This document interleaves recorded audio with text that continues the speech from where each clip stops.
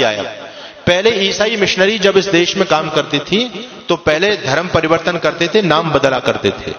अब वो लोग भी सतर्क और सावधान हो गए। वो लोग अब नाम नहीं बदलते, क्योंकि नाम बदलेंगे तो लोगों की आंख खुल जाएंगी, अरे हमारे इतने भाई कन्वर्ट हो गए, ईसाई बन गए। तो नाम वही रखते हैं लेकिन अंदर से धर्म परिवर्तन करा देते हैं, जिससे हम लोग गफलत में सोते रहे। आप लोगों ने छत्तीसगढ़ के मुख्यमंत्री होते थे, नाम था अजीत जोगी। नाम सुनकर के आपको क्या लगता है जी, कौन होगा? अजीत जोगी। आपको लगेगा कि हमारे आदित्यनाथ योगी का ही भाई होगा अजीत जोगी को।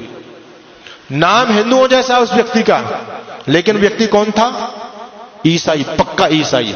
उस व्यक्ति ने सत्ता में रहते रहते लाखों लोगों को कन्वर्ट किया, और जब वो व्यक्ति मर गया तो ईसाई रीति रिवाज के द्वारा उसको दफनाया गया, उसका अंतिम क्रियाकलाप किया गया।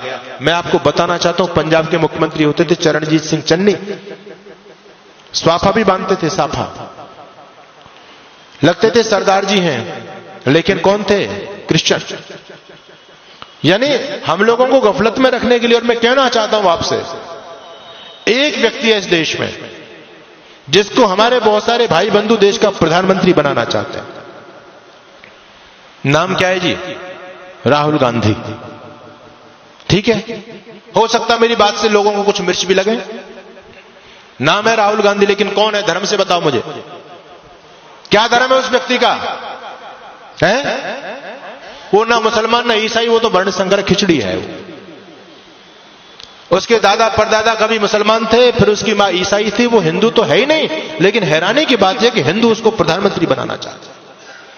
यानी हम जरा भी नहीं सोचते, जब इस ईसाई इस देश की सत्ता को अपने हाथ में लेगा, वो ईसाइयत को बढ़ावा देगा, हिंदुत्व को बढ़ावा देगा। ये सोचने की बात है। हम अपने स्वार्थ में इतने ज्यादा अंधे हो रहे हैं, आज राजनीतिक स्वार्थों में इतने अंधे हो रहे हैं। कोई अगर राजनीतिक पार्टी देश के लिए अच्छा काम भी करे, हमको उसका विरोध जरूर करना है।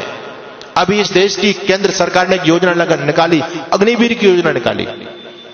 लोगों के पेट में दर्द हो रहा है, राजनीतिक लोगों के पेट में दर्द हो रहा है, आने वाले भविष्य को नहीं देख पा रहे। मैं आपको आगाह करना चाहता हूं, इस देश में भयंकर गृह युद्ध होने वाला है, टल नहीं सकता, अवश्य में भावी है, रुकेगा नहीं वो। और उसकी उन लोगों ने तैयारी कर रखी है पूरी तरह से। उनका छोटा छोटा बच्चा बम चलाने में, पत्थर फेंकने में, तलवारबाजी में, चैनबाजी में एक्सपर्ट है। उनकी लड़कियां भी एक्सपर्ट हैं। आपके बच्चे क्या जानते हैं? एक ही बच्चा है आपके पास में, उनके 17 वो तो कहते हैं 2-4 मर भी गए, फिर भी हमारे पास 11-15 तो फिर भी बचते हैं। कोई हमको चिंता वाली बात नहीं। उनका बच्चा बच्चा एक्सपर्ट है। हमारे आदरणीय जो बुद्धिमान राजनेता लोग, उन्होंने सोचा कि हम भी अपने बच्चों को कम से कम ये जो है आत्मरक्षा का चीज तो सिखाई दे। जब देश के हालात बदलेंगे तो कम से कम स्वयं की रक्षा कर पाएंगे, अपनी बहन बेटी अपने बच्चों की रक्षा तो कर सकते हैं वो लोग। इसके लिए अग्निवीर योजना चलाई गई कि हर एक बच्चे को सैनिक शिक्षा दी जाए। अच्छी योजना है, इसका विरोध नहीं करना चाहिए, इसका सम्मान करना चाहिए। हर बच्चे को यह सैनिक शिक्षा मिले, क्योंकि आने वाला समय बहुत भयंकर है। आपके घर में लाठी तक नहीं है, आपका बच्चा कुछ जानता ही नहीं है, आप कैसे उन विधर्मी लोगों से टकराओगे? एक सज्जन कहने लगे, अब हमको AK-47 रखनी पड़ेगी, बंदूक रखनी पड़ेगी, भाला रखना पड़ेगा, अपने घर में फरसा रखना पड़ेगा, लाठी रखनी पड़ेगी। अरे मैंने कहा, इतने हथियार के नाम तुमने गिना दिए, इन हथियारों को चलाएगा कौन? कोई चलाने वाला है तुम्हारे पास में? एक बच्चा है, उसको हमने क्या बनाना चाहते हैं? उसको DM बनाना चाहते हैं। वो लोग कहते हैं हिंदू इतना मूर्ख प्राणी है धरती पर, एक बच्चा करके अपने बच्चों को DM बनाना चाहता है। हम 17 बच्चा पैदा करते हैं, इस देश का PM अपना बनाएंगे। जिस दिन इस देश का PM हमारा बन जाएगा, DM कुछ नहीं बेचेगा, शासन हमारे हिसाब से चलेगा। क्या लोगों की योजना है? हमसे ज्यादा सोच रहे हैं वो लोग। आप एक बच्चा करके उसको सरकारी नौकर बनाना चाहते हैं, और वो 10 बच्चा पैदा करके सरकारी अपना बनाना चाहते हैं। बताओ किसकी योजना में ज्यादा दम है? हम तो कहीं नहीं ठहरे उनके सामने। उनका इतना समर्पण देखो। आपको मैं धन्यवाद करूंगा कि आज हमारे नौजवानों की संख्या है, यहाँ बच्चे भी आते हैं, बहुत कम उपस्थिति में आते हैं, लेकिन उनके मस्जिद के अंदर आप जाकर के देखो कितने नौजवानों की फौज है वहां, क्योंकि वो उस काम को कंपलसरी समझते हैं। हम इस धर्म कर्म को, सत्संग को कंपलसरी नहीं समझते। हम तो ये समझते हैं ये हमारे काम का, बच्चों का क्या काम है इसमें, स्वयं हाथ हिलाते हुए चले आते हैं। लेकिन वो लोग सारे के सारे समर्पित है अपने मिशन के लिए। इसलिए मैं आपके बीच में निवेदन कर रहा हूं, भयंकर आंधियां चलने लगी हैं, ज्वार को पैदा करो। मैं तो एक बात कहता हूं साहब, अब भाईचारे की बात बंद कर दो। अपने वजूद को, अस्तित्व को बचाना चाहते हो तो अब कट्टरता अपने अंदर पैदा करो।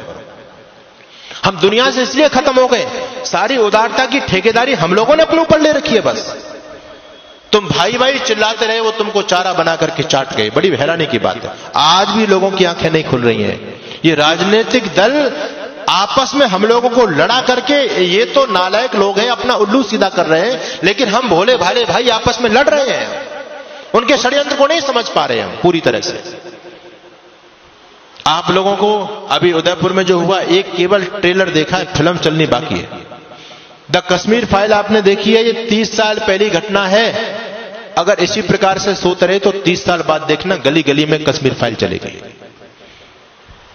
अभी उनकी आबादी केवल 25% है सरकारी आंकड़े के हिसाब से, और 25% रहने के बावजूद भी वो आपको सड़कों पर नहीं निकलने देते। रामनवमी का जुलूस नहीं निकाल सकते आप, हनुमान जयंती का जुलूस नहीं निकाल सकते आप। निकालने का प्रयास किया, क्या स्थिति हुई। आपके राजस्थान में बहुत सारे जिले हैं, आप वहां जाकर के देख लीजिए। हम 26 जनवरी 15 अगस्त पर तिरंगा यात्रा नहीं निकाल सकते। अभी वो केवल 25% है, तब आपको सड़क पर नहीं निकलने दे रहे हैं। जिस दिन 40 और 50% हो जाएंगे, आप लोग क्या सोचते हैं कि आपको अपने घर में रहने देंगे? वो संभव ही नहीं है। अपने अति